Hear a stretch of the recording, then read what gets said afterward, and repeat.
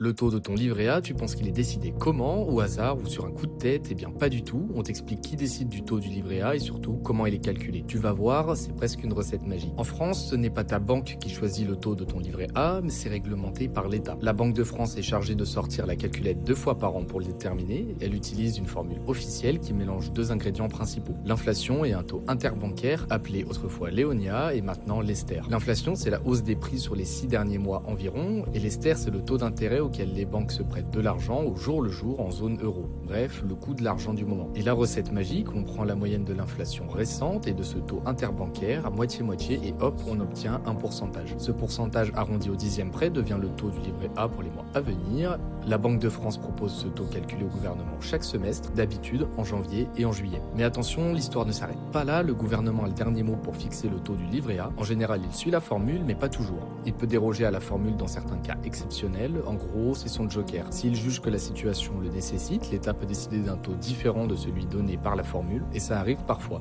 Par exemple, en 2023, la formule calculait environ 4%, mais le ministre a choisi de garder le taux à 3%. Pourquoi? Eh bien pour éviter de secousses, protéger les emprunteurs, les banques ou inciter à investir ailleurs. Et voilà, la prochaine fois qu'on te demandera qui décide du taux du livret A, tu pourras répondre que c'est le fruit d'une formule, inflation plus taux interbancaire, soigneusement appliqué par la Banque de France avec une pincée de politique. Si tu as appris quelque chose, n'hésite pas à liker la vidéo et abonne-toi à l'App Sylvestre pour d'autres infos finances claires et sympas. Et n'oubliez pas, investir comporte des risques, faites toujours vos propres recherches.